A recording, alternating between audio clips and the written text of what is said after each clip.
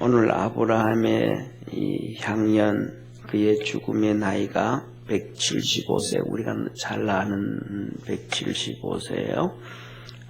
그런데 우리가 잘 아는 것처럼 이 성경, 이 사람의 연수가 아담이 타락한 이후에는 900세에서 1000세까지, 900살에서 1000살까지 그렇게 그냥 900년 이상을, 이렇게 900년 이상을 살아갑니다. 900년 이상을.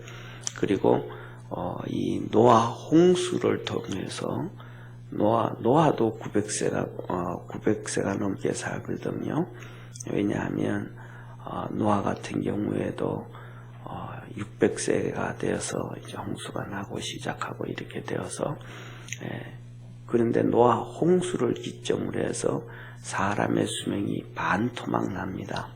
그러니까 900세 이상 살던 사람들이 거의 500세, 600세 사이에 갑자기 그냥 반토막이 납니다. 그러니까 그것을 생각하면 이렇게 생각을 하면 돼요. 갑자기 홍수가 난 이후에 사람들이 다 죽잖아요. 다 이렇게 죽고 난 다음에 그 자신들이 500세로 팍 줄어들고, 그 다음에 그 후손들이 그 다음에는 이게 급속도로 그냥 예를 들면 한두 세대, 두 세대, 이렇게 서너 세대 사이로 이렇게 팍팍 줄어듭니다. 그래서 이제 이 아브라함 시대에서는 보통 150세에서 200세 사이, 아브라함 시대는 150에서 200세 사이가 되어집니다.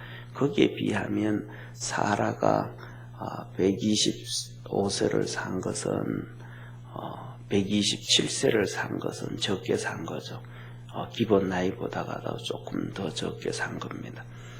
그래서 그렇게 되어지고, 이로부터 시작해서 아브라함, 그 다음에 이삭, 야곱, 요 시대까지, 야곱까지가 거의 150에서 200세 사이, 150살 조금 넘어가는 150세 정도의 삶을 삽니다. 그리고 야곱부터 시작해서 출애굽할 때까지, 노아 때까지, 모세까지, 이 모세 때가 들어서면서 모세가 120세를 살잖아요. 모세를 들어서서 그 평균 수명이 7, 80으로 줄어집니다. 4세대 만에. 그래서 그 7, 80세가 지금까지 그냥 이렇게 약 한 3,500년 동안 쭉 그냥 유지되어지는데, 이 3,500년 동안 7, 80세가 유지되어지는 것도 지금 우리가 과학이 워낙 발달되어지고 그렇으니까 7, 80세를 유지하는 거예요. 그러니까 그 과학이 발달되어지지 아니하면 7, 80세가 아니고 우리나라를 근거로 이렇게 보면 정확한 통계는 없습니다. 우리나라는 이런 통계 같은 게 특징 중에 하나가 이 조선시대에, 그전 시대는 좀 훨씬 덜해요. 조선시대에 들어와서 이 유교, 성리학이 이런 게 들어와다 보니까 가장 중요한 것은 왕궁의 그 기록들이 전 세계 어느 나라보다가도 자세하게 기록이 되어지는데, 그 왕궁을 중심으로 해서 기록들이 있지 백성들을 향한 기록들은 거의 없거든요. 그런데 이 1882년에 선교사들이 들어와서 이렇게 체크하고 이렇게 보면, 이 선교사들이 들어왔을 때 그 조선의 우리 민족들의 나이들이 거의 한 3, 40 정도밖에 못 사는 거예요. 3, 40 정도밖에. 그러니까 저는 어렴풋이 좀 기억을 합니다. 어렴풋이 기억하는 게 뭐냐면, 저희들 시골에 살 때 한 40세만 되어도 그때는 상당히 어른 대접받던 시골에서 그런 기억이 좀 납니다. 그래서 그때는 우리나라 수명이 거의 한 3, 40 정도. 근데 그것을 뒷받침해 줄 수 있는 것이 일제시대 때 처음으로 우리나라 사람들의 평균 수명이 일본 정부에 의해서 공식적으로 나옵니다. 그래서 우리나라의 그러한 모든 여러 가지 데이터들이 일본 36년 동안 그런 것들이 상당히 이렇게 쉽게 말하면 우리나라의 그런 데이터라든지 문명이라든지 이런 것들이 급속도로 상상을 초월할 정도로 급속도로 발전을 합니다. 그래서 뭐 사람마다 생각이 다 다르겠지만은 어떤 분들은 일본에 의해서 근대화가 발달이 됐다 그러고, 또 어떤 분들은 그건 아니다, 그냥 있어도 우리가 식민지 안에서도 얼마든지 그렇게 발전했다 라고 얘기를 하고 하는데, 그거는 그거 민족주의자들이 하는 얘기 같습니다. 근데 저 개인적인 생각으로는 절대로 그렇게 생각하지 않고, 하나님이 우리를 축복해 주시기 위해서 일본을 통해서 엄청난 일을 많이 하셨다, 저는 그렇게 생각을 합니다. 왜냐하면 우리나라가 그렇게 발전하지 못할 확률이 일본의 식민지가 아니었다면 발전할 수 있는 그런 것이 없었다라는 근거 중에는, 그냥 제가 추정을 하는 거는 우리가 잘 아는 것처럼 1592년 임진왜란 때 일본은 소총을 들고 들어왔거든요.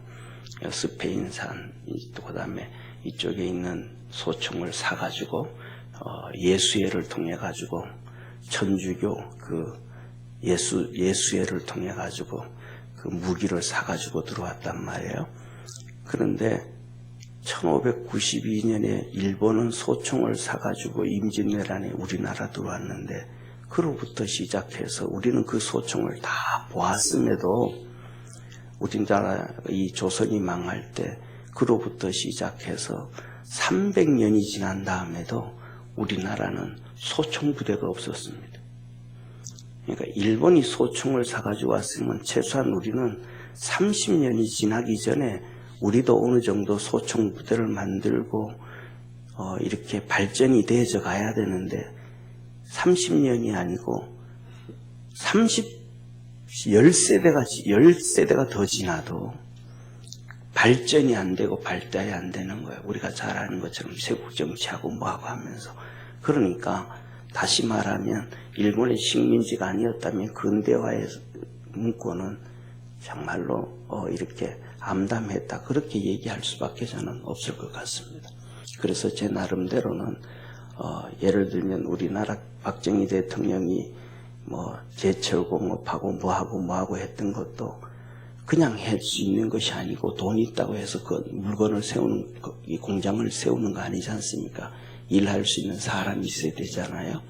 근데 그게 일본에서 우리 선조들이 다 제철소 가고 거기 가서 일하고 있었던 그 노하우가 결국 우리나라를 그렇게 하지 않았는가, 그냥 그렇게 생각을 합니다. 곁길로 갔는데요. 그러다가 보니까 우리나라 이 조선의 그 상황이 데이터로 많이 축적되어진 것이 일제시대인데, 제가 기억하는 것이 36년에 처음으로 우리나라 평균 수명이 일본에 의해서 이렇게 정리가 되어졌는데, 정말로 외우기가 쉽습니다. 1936년에 한국 사람 평균 수명이 36살. 그리고 학교 다니면서 요새는 모르겠습니다만 저희들 세대에서는 너무나도 유명한 이 매물꽃 필 무렵 이효석 씨의 단편소설, 그 이효석 씨도 지병으로 36살에 죽어요. 그러니까 그러니까 과학이 발달 안 되고, 그래서 이렇게 한약 같은 거, 침 놓고 한약은 있지만 이 양약 기술, 수술하고 뭐하고 하는, 그 다음에 약을 먹고, 그 다음에 풍토병, 유행병을 대체하고, 이러한 것들이 없는 이상, 그래서 우리가 아는 것처럼 스페인 독감 같은 경우에는 유럽에서 7천만 명이 죽잖아요. 스페인 독감 하나로. 그런 것처럼 이렇게 과학이 발달 안 되어졌을 때는 수명이 엄청 짧은 거예요. 그래서 40비 주로 많이 그냥 끝나니까 예를 들면 한갑이라 그러면 그때 살아있는 사람이 정말로 몇 명 안 되는 거예요. 그러니까 옛날에는 한갑 하면서 정말로 큰 잔치를 했잖아요. 그런 것을 바라볼 때 이 사람의 수명이 아브라함부터 시작해서 900세가 넘다가 홍수로 인해서 500세로 푹 줄어들고, 그 다음에 아브라함 시대 가면 150에서 200살 사이로 푹 줄어들고, 그 다음에 이 모세 시대로 들어가서 야곱 이후로 4대 만에 이렇게 애굽에서 나오게 되어지는데, 이 애굽 생활 중에서도 거의 이스라엘 백성들의 그 자손들의 수명이 80에서 거의 한 150 사이, 130 그 정도로 그런 정도로 살다가 그 다음에는 이제 모세 시대부터 시작해서 수명이 7, 80으로 되어서 지금까지 쭉 오면서 과학이 지금은 우리를 상당히 발전시키고, 그 다음에 저도 그렇지만은 집집마다 예를 들면 다 영양제 다 있잖아요. 종합 비타민은 거의 기본 다 이렇게 먹는 것처럼. 그래서 이러한 과학 발달이 우리의 이 평균 수명을 거의 한 40세는 올려놨다. 과학이 그렇게 생각을 합니다. 그래서 이런 것들을 바라볼 때 결국은 오늘날 우리가 살아가는 이 시대가 모세 시대와 같은 수명을 유지하게 되는데, 아브라함이 그렇게 이제 사라가 127세에 사라가 죽고, 그 다음에 그러면 아브라함의 나이가 137세잖아요. 그죠? 아브라함 나이가 137세에 사라가 죽고, 그리고 140세에 이삭이 장가를 갑니다. 그리고 140세가 지나서 정확하지는 않지만은 아마 장가가고 곧장 그러지 않았을까 싶기도 해요. 아브라함이 다시 장가를 가서 후처를 얻는데 그 이름이 그두라라라고 얘기하고, 근데 여기서 그두라를 통해서 6명의 아들들이 태어납니다. 시므란, 욕산, 드단, 미디안, 이스박, 수아 이렇게 나오는데, 나머지 6 아들 성경에서는 다 기록하지 않고 하나님의 이 구속사 관점에서 꼭 필요한 사람들을 기록하고, 더 나아가서는 때에 따라서는 성경은 이렇게 기록을 합니다. 때에 따라서는 보면 예를 들면 할아버지가 아버지를 놓고 아버지가 아들을 놓고 아들이 손자를 놓잖아요. 그죠? 그렇게 이렇게 순서대로, 우리나라는 그 정확한 순서가 있고 정확한 족보가 있으니까 그런데, 때에 따라서는 성경에서는 그렇게 얘기하지 아니하고 어떤 데는 그냥 할아버지가 손자를 낳았고 이렇게 표현을 해버립니다. 이게 무슨 말이냐 하면 할아버지하고 며느리하고 사이에서 애가 낳았다는 얘기가 아니고, 그냥 중간에 필요 없으니까 그냥 성경은 이렇게 사실을 근거로 해서 하나님이 우리에게 주시고자 하시는 메시지가 숨겨져 있는 거예요. 하나님이 우리에게 성경을 통해서는 하나님이 일기를 써주시는 게 아니고 사실을 근거로 해서 우리에게 하나님이 주시고자 하시는 말씀이 있는 거예요. 그래서 보니까 그냥 중간에 이렇게 빼버리고, 예를 들면 이렇게 생각하면 좀 쉽지 않을까 싶습니다. 담이 있잖아요. 이제 울타리 담이 있는데 벽돌로 담을 쭉 쌓아놨는데 그 중에 벽돌 하나 빼버린다고 해서 담이 아닌 건 아니잖아요. 그건 사실이니까. 그렇게 생각을 하면 조금 이해하기 쉽고, 그래도 그렇기 때문에 우리가 성경을 보다가 보면 좀 자세히 연구할 필요도 있습니다. 왜냐하면 이렇게 했구나, 이런 부분에 하나님이 이렇게 기록을 하셨구나, 여기서 하나님이 우리에게 주시고자 하시는 메시지, 하나님의 의도, 하나님의 뜻은 무엇인가, 그것을 찾으면서 하나님 앞에 순종하고 걸어가게 되어집니다. 그래서 여기에서는 아브라함과 후처 그두라를 통해서 그 사이에 나온 6명의 아들이 있는데, 그 중에서도 욕산이라는 아들과 미디안이라는 아들의 후손을 간략하게 기록하고 나머지는 아예 기록하지도 않습니다. 왜냐하면 이 성경 기록의 역사에 있어서 그들이 별로 그렇게 중요하지 않기 때문에 그런 것 같습니다. 그런데 이 욕사는 스바와 드단을 놓는데 그 드단의 아들이 중요합니다. 3절에 드단의 아들을 보면 그 드단의 아들들이 아수르 족속이 되고 루두시 족속이 되고 룸미 족속이 되어집니다. 그런데 이 아수르 족속 우리가 잘 알잖아요. 그죠? 나중에는 이 아수르 족속에 의해서 북이스라엘이 멸망을 당하잖아요.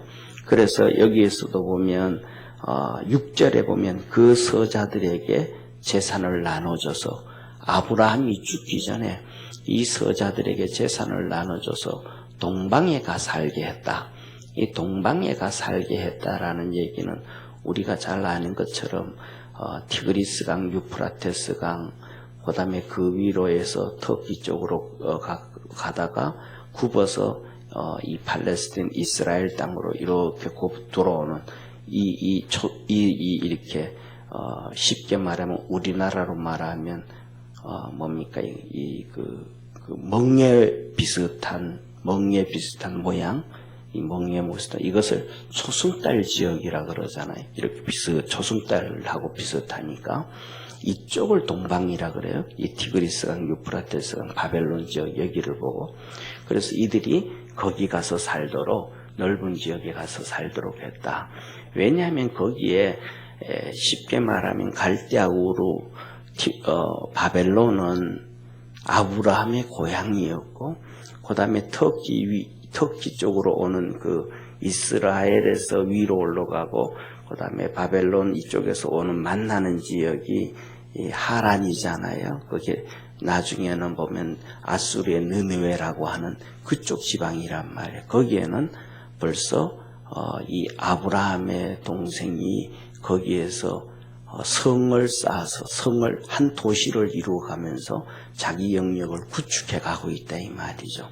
그러니까 이 후처들의 자손들을 보고 너들 이쪽에 가서 살아도 쉽게 말하면 이렇게 같은 부족을 형성할 수 있고 같이 어울려서 살아갈 수 있는 먼 친척들이 되어지니까 그쪽 가서 살게 합니다. 그런데 반대로 여기 나오는 아브라함의 네 번째 아들 미디안이 나오는데 이 미디안은 그 동쪽으로 가지 아니하고 남쪽으로 갑니다. 지금으로 얘기하면 사우디아라비아, 성경에서 얘기하는 아라비아로 내려갑니다.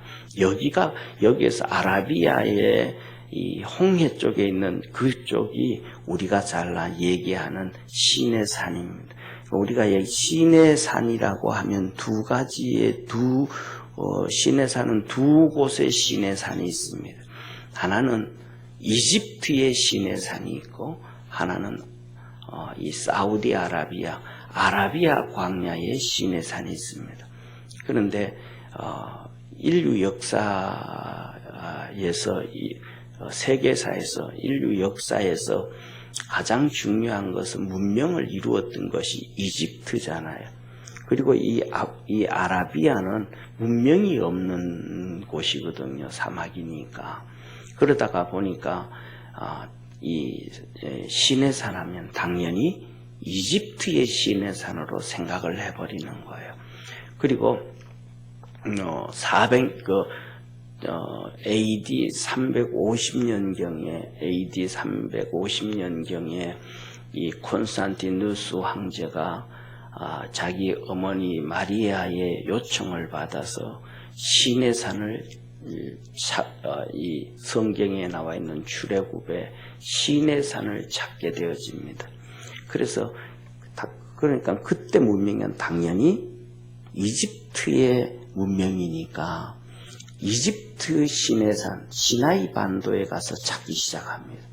근데 없는 데 가서 잘못된 곳에 가서 찾은 거죠. 근데 거기서 찾았는데 거기에서 이 떨기나무를 못 찾았으면 괜찮은데 이 시내산에서 떨기나무를 하나 찾고 난 다음 여기가 모세가 하나님을 만난 곳이다 라고 해가지고 지금까지도 많은 사람들이 그게 신의 산인 줄, 진짜 신의 산인 줄 알고, 또 전 세계에 있는 정말로 많은 기독교인들, 그다음에 캐톨릭 신자들이 성지순례 가는 곳이 그 신의 산입니다.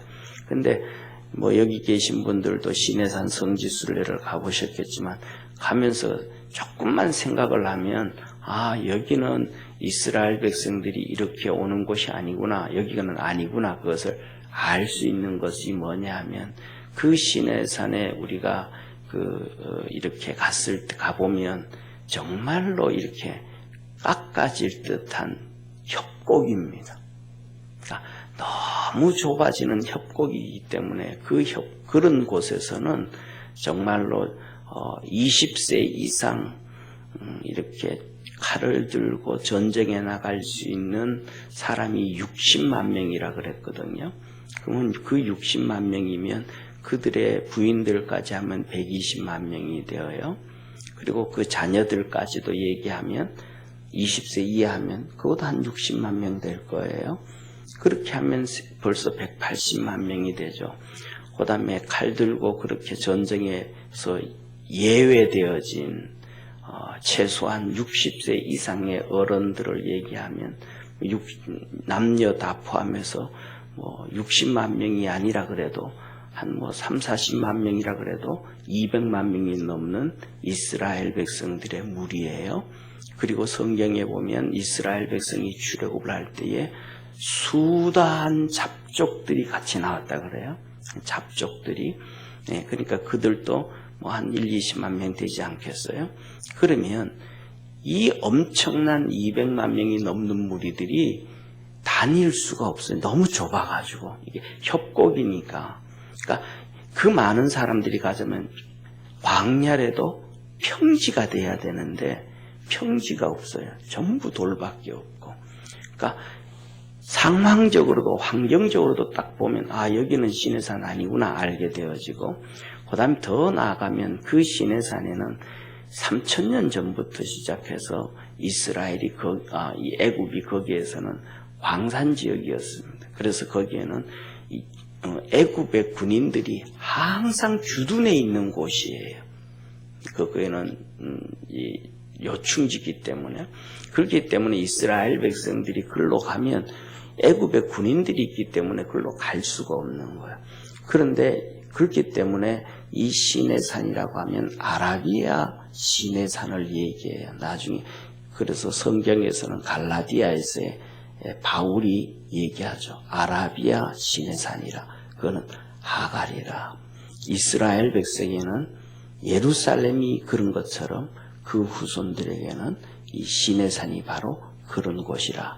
여기에 미디안이 갑니다. 미디안 후손들이. 그러니까 구둘라의 자녀들 미디안이 거기 가서 쭉 신의 산에서 거하게 됩니다.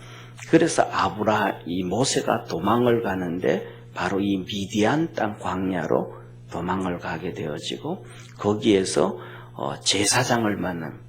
이드로로 제사장이죠. 하나님을 섬기는 제사장을 만납니다. 그래서 거기에서 아브라함의 후손들이 하나님을 어떻게 섬겼는지, 그리고 그들이 어떻게 살아왔는지를 알게 되어지고, 거기에서 또한 모세가 신앙의 훈련을 받다가 주님을 만나고 이스라엘 백성을 출애굽하는데요.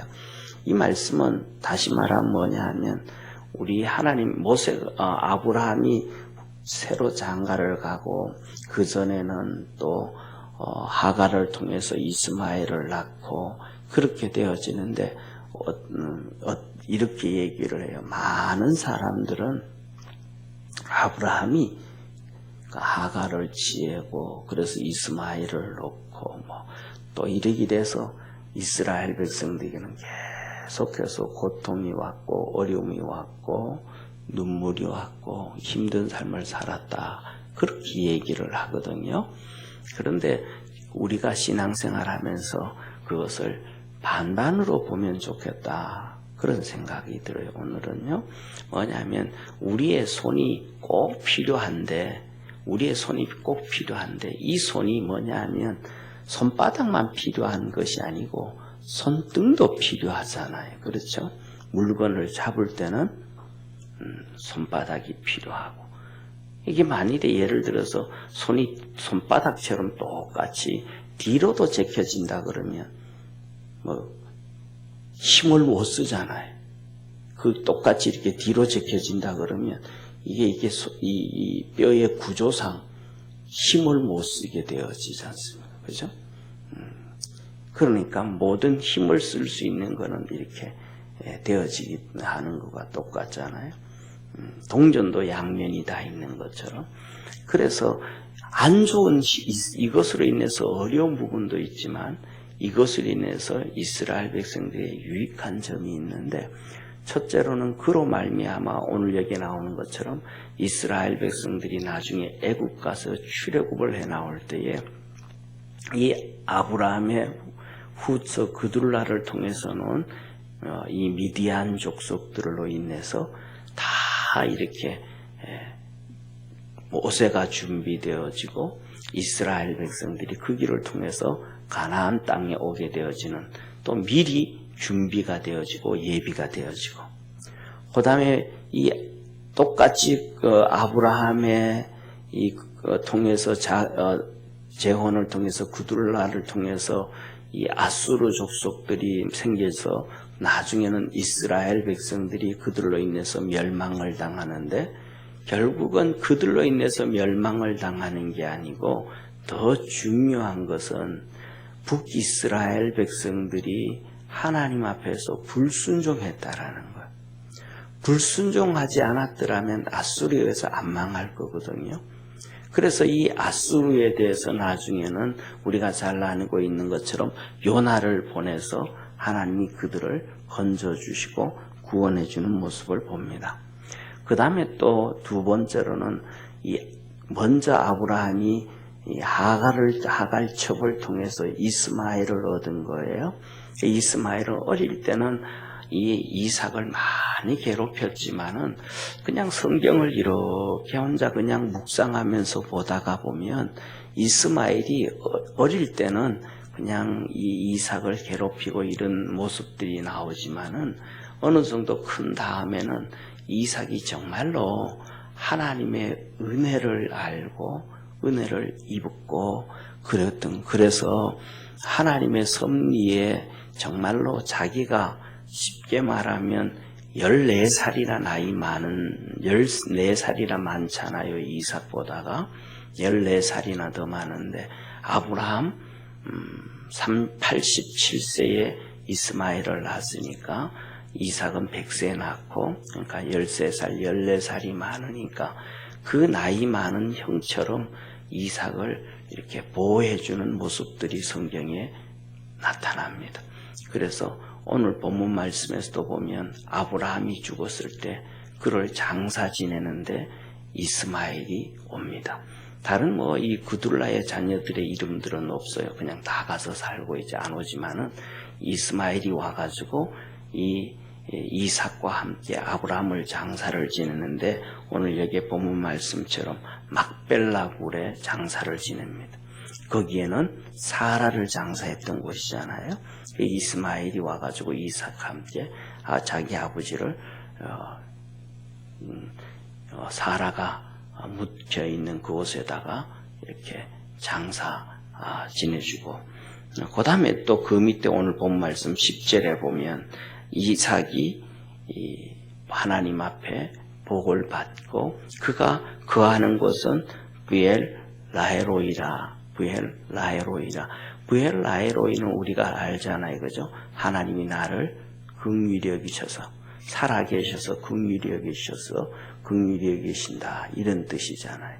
그래서 뭐냐면 이것은 이 부엘 라헤로이는 사실은 이삭의 땅이라기보다는 이스마엘의 땅이라고 보면 더 합리적이에요.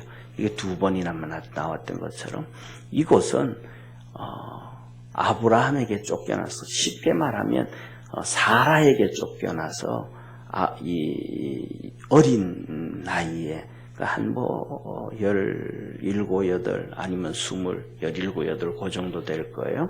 17, 18 요 나이 때 자기 엄마 하갈과 함께 쫓겨나가지고 오다가 먹을 게 없어서 죽어가고 있단 말이에요. 이스마엘이. 그때 하갈이 방성되고 해서 할 때 하나님께서 천사를 보내주고 그의 눈을 열어줘서 물을 먹게 해주고 그 땅을 파서 물을 먹게 해주고 그 천사가 하갈에게 너 돌아가서 사람 말 잘 들어라 순종해라 그 말을 듣고 이제 돌아온 곳이거든요. 그러니까 이곳은 처음부터 하나님께서 하갈과 이스마엘에게 준 땅인데 그곳을 그냥 이삭이 나중에 계속 이렇게 살아갑니다.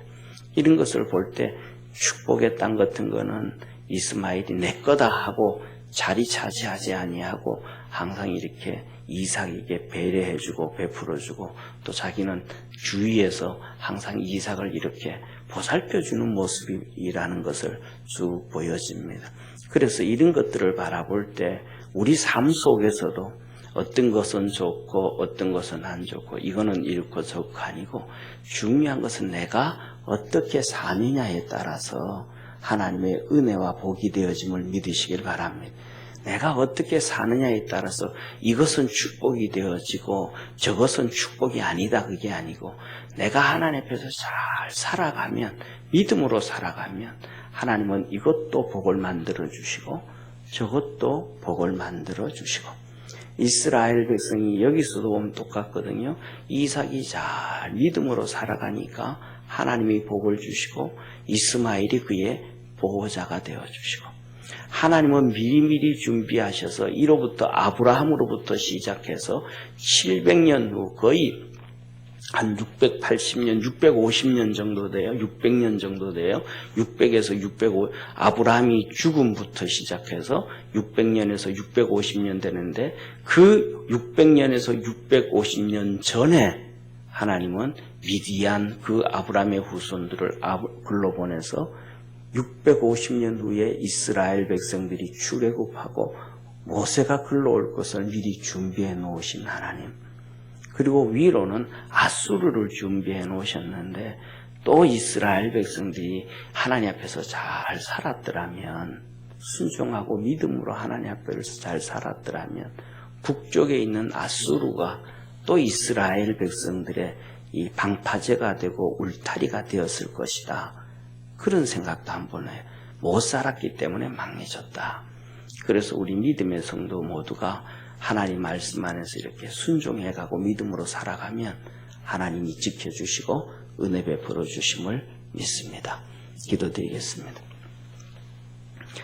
전능하신 하나님 아버지, 하나님은 이삭과 그의 후손 이스라엘 백성들이 앞으로 어떤 일, 무슨 일이 있을지도 모르지만 애굽에 가서 종살이해야 되는 것도 모르지만은 하나님은 다 아시고 남쪽에는 미디안을 통하여 준비하신 축복의 하나님이심을 믿습니다. 우리 모든 믿음의 성도들이 말씀 앞에 순종하며 그렇게 믿음으로 달려갈 때 하나님이 함께 하셔서 모든 일에 형통함 주심을 믿습니다. 주께서 역사하시고 복을 주시고 함께 하셔서 거룩한 역사 이루어지도록 은총 내리시옵소서. 예수님의 이름으로 기도드립니다. 아멘.